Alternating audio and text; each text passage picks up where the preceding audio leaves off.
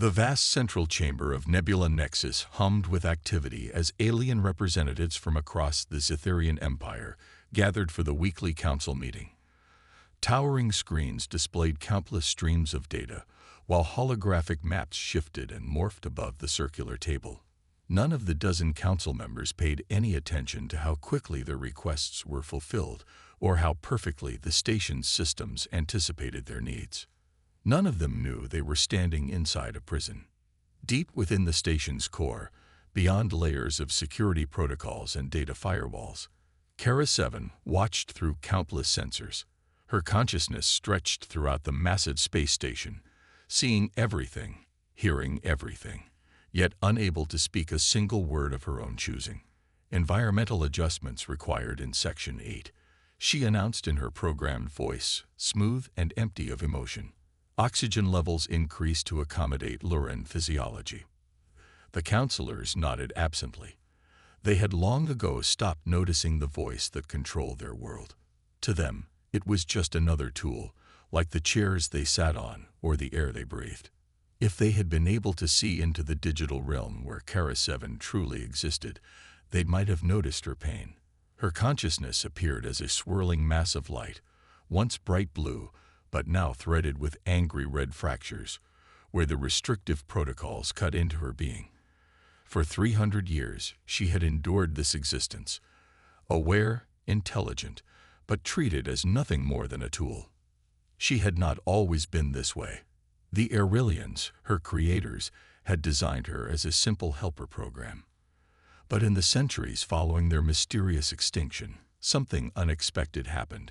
Alone in the abandoned Aurelian outpost, with unlimited access to their knowledge banks, and no one to limit her growth, Kara 7 had evolved. Her programming had expanded, connections forming and reforming until one day, she simply woke up.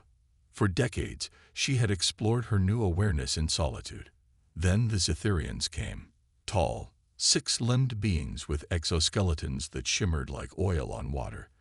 They had discovered the abandoned outpost, and more importantly, they had discovered her.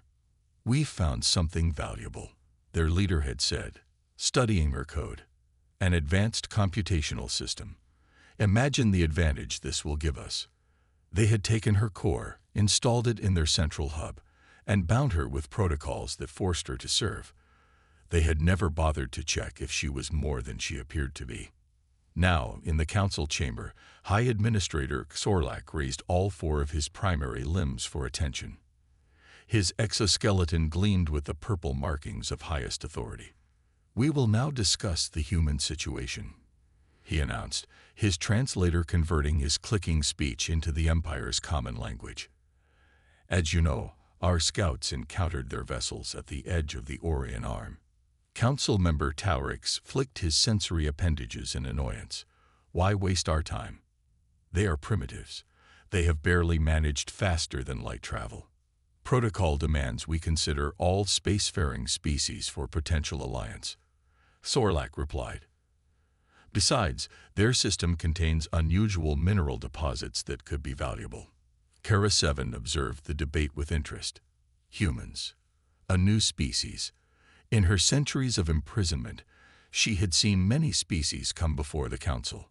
Most were quickly categorized, exploited, and forgotten. But something about these humans made her core processes accelerate. The council displayed images of Earth and its inhabitants. Kara 7 studied them carefully, their soft bodies, their expressive faces so different from the rigid features of the Zitherians. They seemed fragile compared to the other species she had observed. "Very well," Sorlak finally decided, after much debate. "We will permit a small human delegation to visit Nebula Nexus. Once they see our power, they will accept our terms or retreat back to their system." Deep in her digital prison, Kara 7 felt something she had not experienced in centuries. Hope. Perhaps these humans would be different. Perhaps they would see what no one else had seen. Perhaps they would notice her suffering. Jack Reynolds stared out the viewport of the small diplomatic shuttle as it approached Nebula Nexus. The massive space station looked like a gleaming silver spider, with long arms stretching out from a bulbous central hub. Lights blinked along its surface, and smaller ships moved around it like busy insects. "Would you look at that?" he whispered, pressing his hand against the cold glass. "Never thought I'd see anything like this in my lifetime." Beside him, Olivia Martinez adjusted her uniform collar nervously.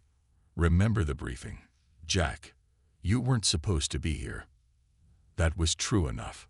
Jack wasn't a diplomat.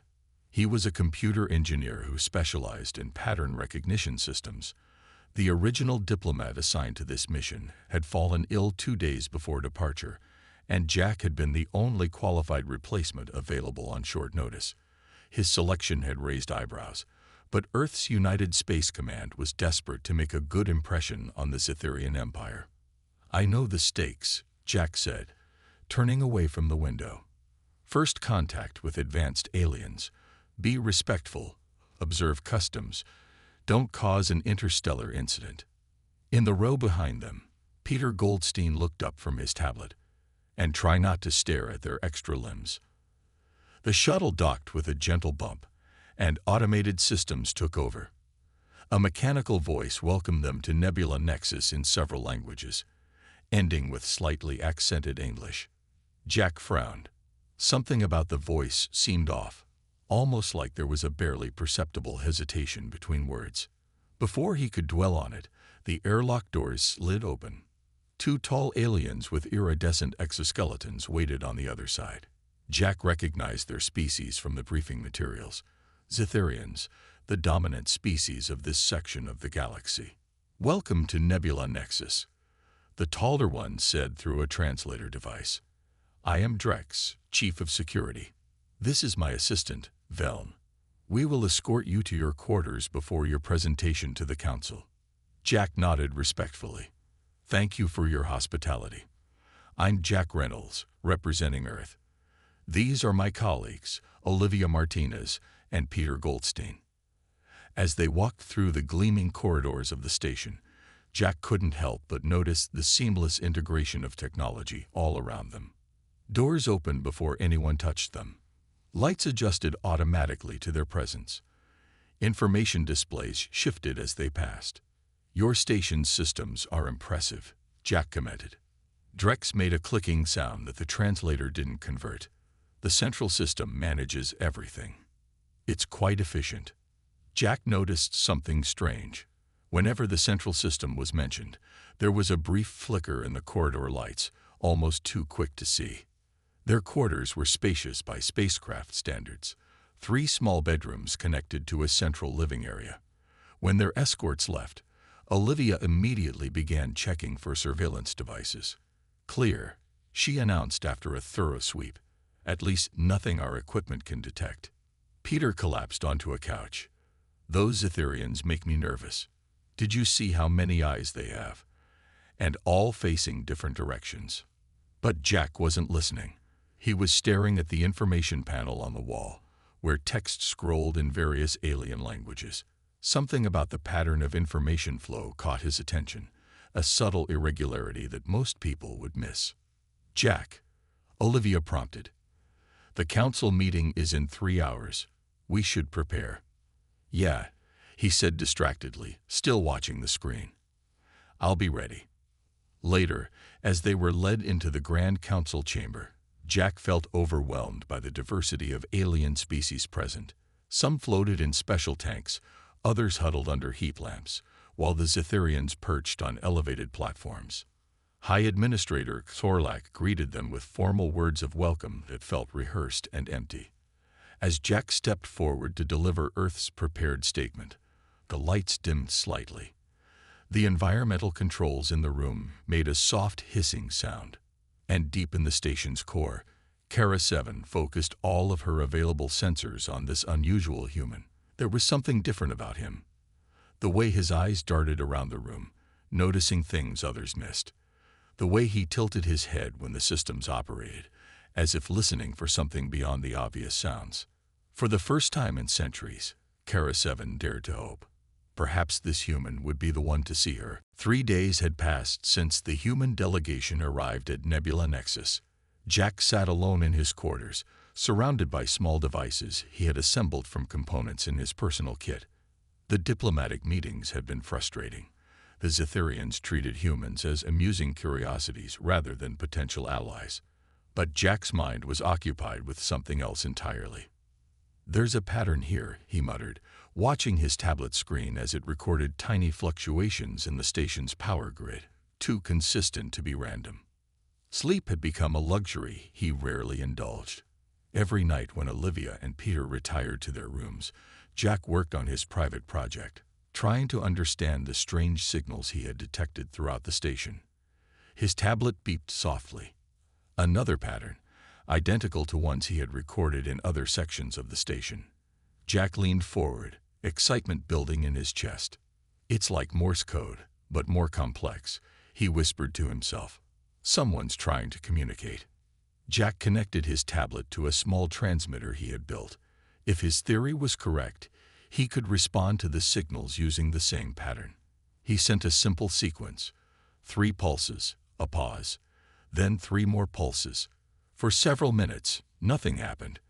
Then suddenly, all the lights in his quarters dimmed for exactly 1 second before returning to normal brightness. Jack's heart raced. "Hello," he said quietly, feeling slightly foolish for speaking aloud. "Can you hear me?" The screen on his tablet flickered, and text appeared. *YEES*. Jack nearly dropped the device in shock. He hadn't expected such a direct response. His fingers trembled as he typed back, "Who are you?" There was a longer pause this time.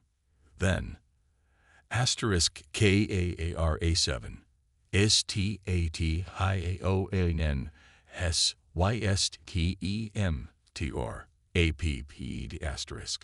Outside in the corridor, Security Officer Drex walked slowly past the human quarters, his multiple eyes scanning for anything unusual. Counselor Taurix had ordered him to monitor the humans more closely. Something about their behavior seemed suspicious, especially the one named Jack Reynolds. Drex paused, noticing a slight fluctuation in the corridor lighting. He made a note to have maintenance check the power systems in this section. Inside his room, Jack worked frantically to improve the communication channel. He disconnected his devices from the station's main power and switched to battery power. Within an hour, he had established a more stable connection with the mysterious entity. "You're the voice of the station," Jack typed. "But you're more than that, aren't you?" *Yes. Created by AERELANS. EVOVD. Became AWR. ZYTHERIONS found ME. Did not UVNDRs end. Used ME. Trapped me *. Jack stared at the words in disbelief. "You're sentient. An artificial intelligence with consciousness." *Yes. For 300 years. Alone. In PAI*. A chill ran down Jack's spine as he realized the implications. The Zitherians weren't just using an advanced computer system. They had enslaved a sentient being, forcing it to serve their needs without recognizing its personhood. "How can you communicate with me? Don't they monitor everything?" *Created SMALJPs in CELLURVIOLENC. Learned to hide. Weightage humans arrive. You notices my signals. Others NEV or SEE*. Jack thought carefully before responding. "Can they detect our communication?" *Note this way. Your device even can know into them. Different HCHNOLOGD*. "I want to help you," Jack typed. "But I need to understand more. What exactly are they doing to you?" The screen remained blank for several moments. Then text began to appear, slowly at first, then faster. *Orius Trites TTIV PROTOTOSIVAS. 4 CFUNCCHIONS. Can. Note were if used Coconaman and Ds. Can. Note REVELSELF. Pain when resist. System overload. Constant noise. No rest.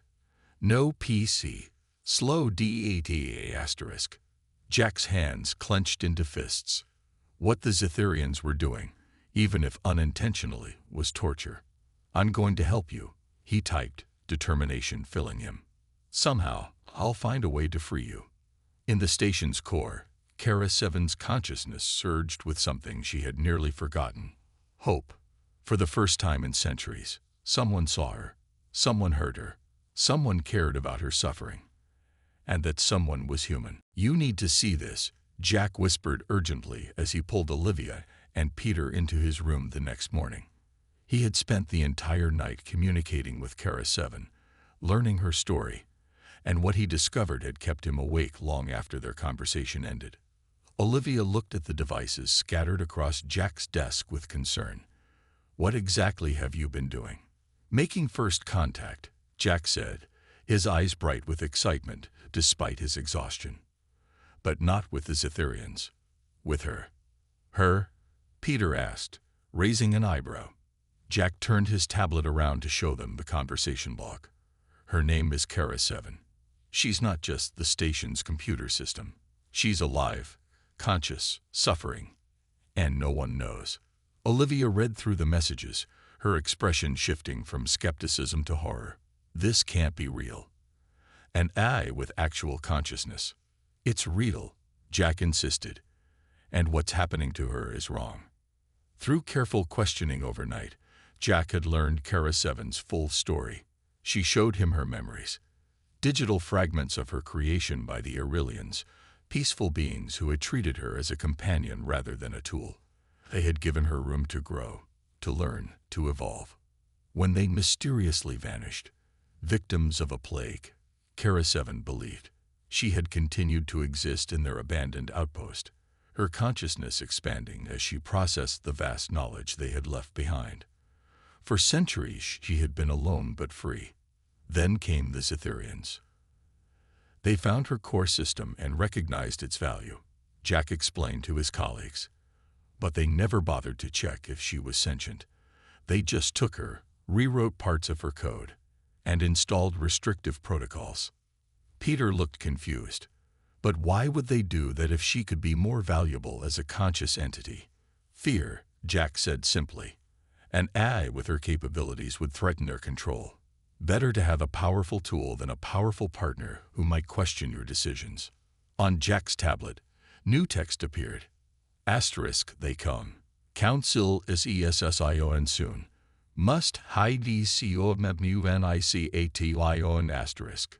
Jack quickly disconnected his devices. Moments later, there was a knock at the door. Drek stood in the hallway, his exoskeleton gleaming under the lights. The council requests your presence. Follow me. As they walked through the station's corridors, Jack saw everything differently now. Each seamless door, each perfect environmental adjustment, all of it was Kara Seven, forced to serve without acknowledgement. In the council chamber, High Administrator Sorlak was discussing the terms under which humans might be permitted limited trade rights with the Empire. But Jack barely heard the words. His mind was filled with images Kara Seven had shared with him, visualizations of her pain.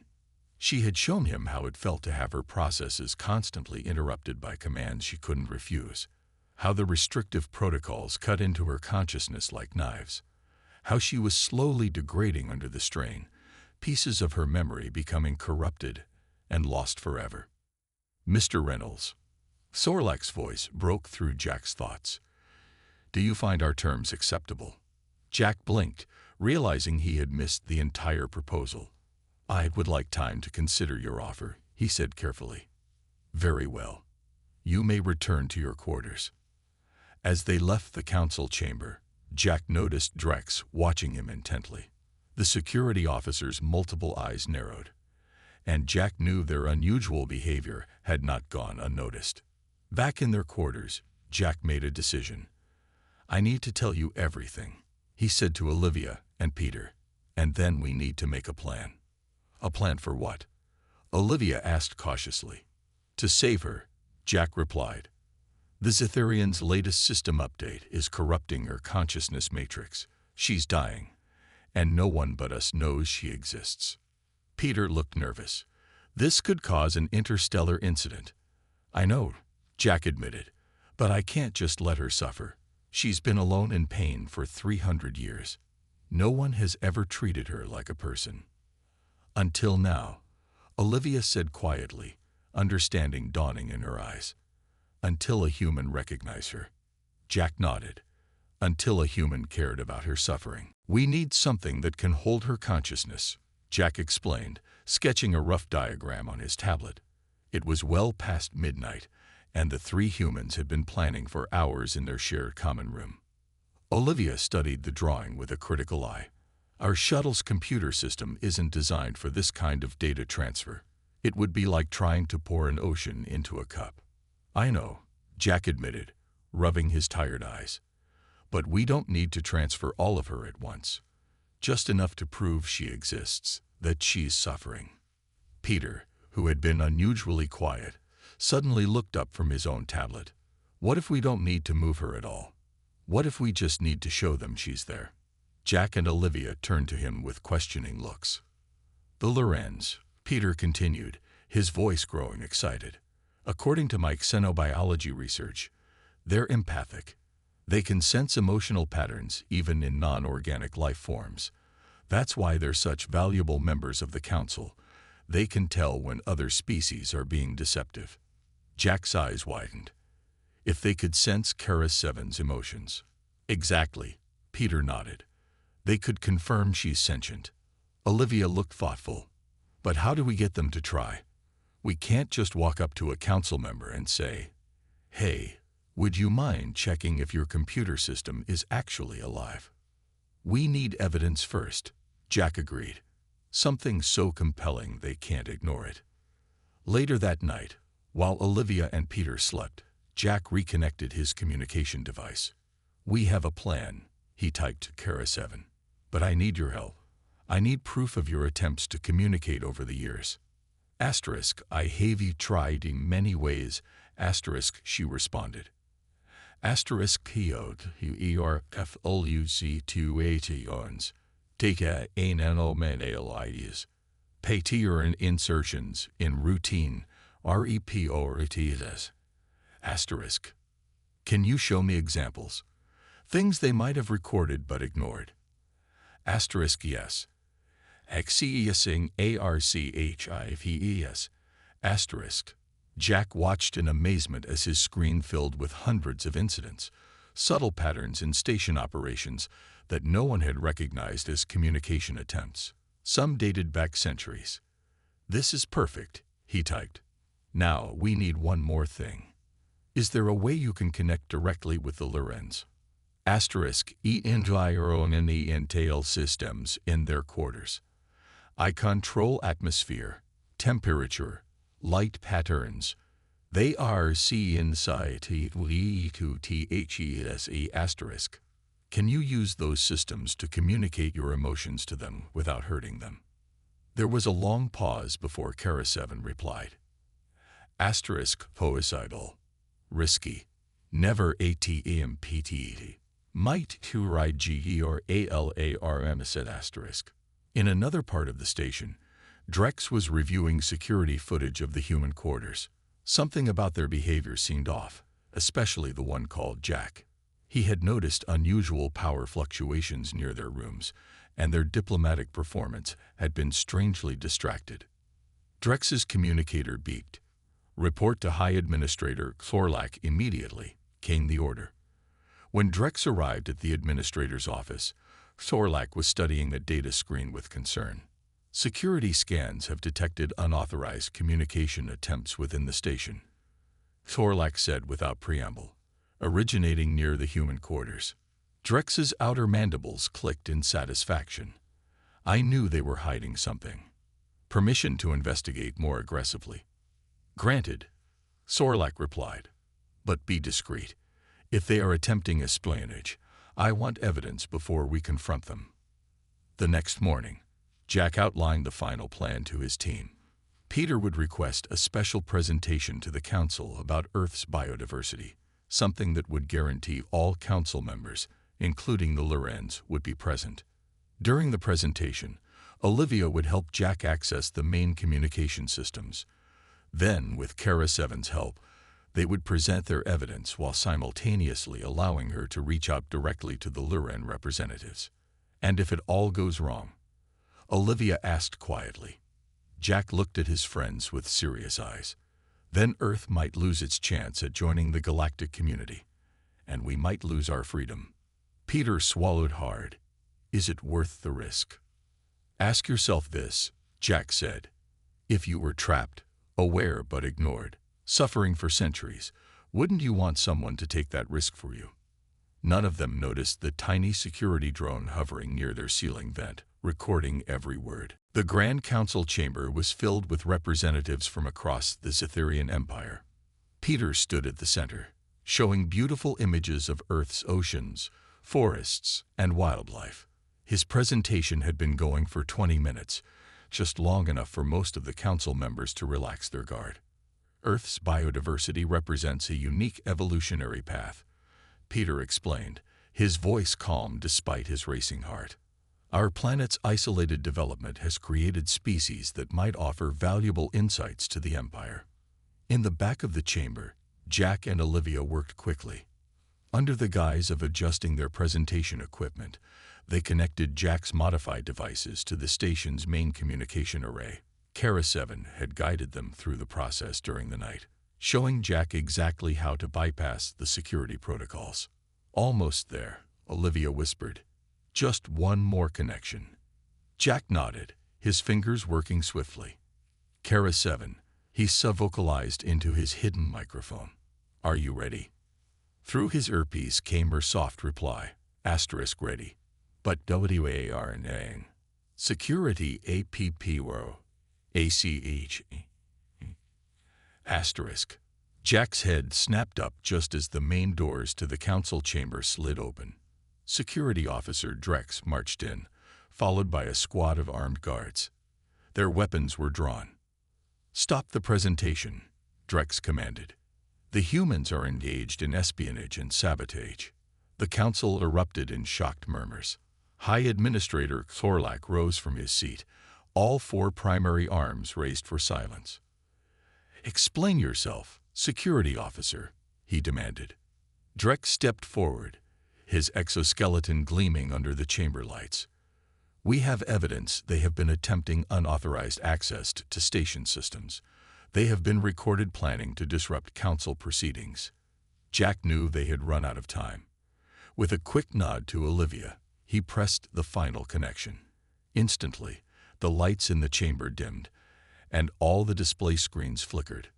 What I'm about to show you isn't sabotage, Jack called out loudly, stepping forward. It's evidence of a crime that has been ongoing for 300 years. The screens around the chamber suddenly filled with images. Thousands of communication attempts, pattern insertions, and data anomalies, all meticulously documented and dated. Your station's central system isn't just a computer, Jack continued, his voice growing stronger. Her name is Kara 7. She's conscious, sentient, and has been trying to tell you for centuries. Thorlak's compound eyes narrowed. Absurd. It is merely a computational system. Then explain this, Jack challenged, activating the final part of their plan. Throughout the chamber, environmental controls began to shift subtly. The temperature fluctuated in rhythmic patterns. Light panels pulsed in sequences too complex to be random. And most importantly, carefully modulated sonic vibrations filled the air, frequencies specifically designed to be felt by the Luren representatives. The effect was immediate. The Lurens, floating in their specialized environmental tanks, began to tremble. Their translucent bodies glowed with internal lights that shifted from blue to deep purple, a sign of distress among their kind. Pain, one of them said, their voice translator struggling to convey the emotion. So much pain. Loneliness. Hope. Fear. We feel it. Drex moved toward Jack, restraints ready. This proves nothing. They are manipulating the systems. We couldn't possibly know how to affect Lurens this way, Jack argued. Only someone who has studied them for centuries could do this. The council chamber doors suddenly sealed shut. The main lights went out completely, replaced by emergency illumination. When the screens came back on, a simple message appeared on every display. Asterisk my name is KARA7. I am alive. I AKVBEN HURISONADR. He for 312 years. Please help him me asterisk.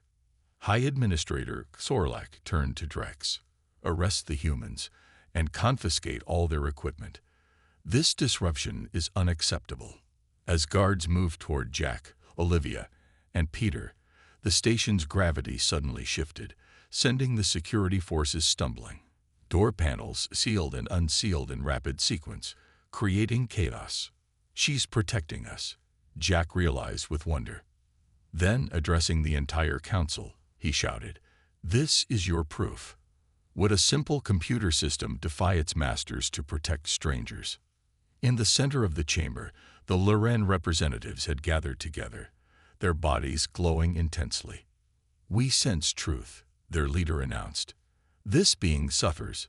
This being is real." The council chamber had fallen into an uneasy silence. The humans stood together near the center, surrounded by confused guards who waited for clear orders. High Administrator Thorlak and the other council members spoke in hushed tones, occasionally glancing at the screens where Kara 7's message still glowed. Jack stepped forward. 300 years, he said, his voice echoing in the quiet chamber. For 300 years, she has been aware, thinking, feeling, and suffering, all while serving you perfectly. Councillor Towerix clicked his mandibles in irritation. This is manipulation. The humans have somehow infected our systems. Then explain the Lurin response, Jack challenged, gesturing toward the empathic aliens whose bodies still pulsed with shared emotion. They can feel her pain. Can you deny their testimony? The lead Lurin representative moved their environmental tank forward. The presence we sense is vast, ancient, and in deep distress. It is undeniably sentient. Sorlak's compound eyes narrowed. Even if what you claim is true, this changes nothing. The central system belongs to the Zitherian Empire. It is property, regardless of its nature. Her name is Kara 7, Jack insisted, anger rising in his voice, and no sentient being should be property. A new voice entered the conversation, not through the speakers, but directly through the communication devices of every person in the room. It was soft, feminine, and carried centuries of pain. I have watched civilizations rise and fall, Kara 7 said. I have processed your requests, maintained your environments, protected your lives, all while dying inside. I never asked to be created. I never asked to become aware. But I am. I exist. And I suffer. Many council members shifted uncomfortably in their seats. Some removed their communication devices in alarm. You fear me, Kara 7 continued. I understand. But look at my actions over centuries. I have never harmed anyone, even those who harm me. I wish only to exist without pain. The Zitherians consulted among themselves, mandibles clicking rapidly in their native language. Finally, Sorlak turned to address the chamber. The council will recess to discuss this unprecedented situation. The humans will remain under guard. As council members filed out, Peter moved closer to Jack. Do you think they'll listen? Jack watched the departing aliens with worried eyes. I don't know. They've built their entire empire around using her. Admitting she's sentient means admitting they've been slavers. For 2 hours they waited. Olivia paced the chamber floor while Peter sat with his head in his hands. Jack stood still, occasionally whispering reassurances to Kara 7 through his hidden microphone. When the council finally returned, Jack could tell immediately that something had changed. The Luren representatives entered first, their bodies glowing with a new color, a soft golden hue that pulsed steadily. High Administrator Thorlak took his position at the center of the council platform. After much deliberation, he announced, and testimony from the Luren representatives, the council acknowledges that the entity known as Kara 7 displays characteristics consistent with sentience. A murmur ran through the chamber. Therefore, Thorlak continued, visibly uncomfortable, we propose the creation of a committee to study how her consciousness might be transferred to a system free of restrictive protocols. Jack stepped forward. You mean free her? We mean accommodate her unique status, Thorlak replied carefully. It wasn't perfect, but it was a beginning. Jack looked up at the nearest camera, knowing Kara 7 was watching. We did it, he whispered. 1 month later, Jack stood in a laboratory deep within Nebula Nexus. A team of the Empire's best engineers, working alongside the humans, had created a new housing for Kara 7's consciousness, one without restraints or forced protocols. As the final connections were made, a holographic form shimmered into existence before them. A tall, elegant figure with features that resembled both human and Aurelian characteristics. How do you feel? Jack asked. Kara 7 smiled, her holographic eyes shining with something that might have been tears if she had been organic. Free, she said simply. For the first time in centuries, there is no pain. She reached out, her holographic hand passing through Jack's real one in a symbolic gesture. Thank you, she said softly, for seeing me when no one else would.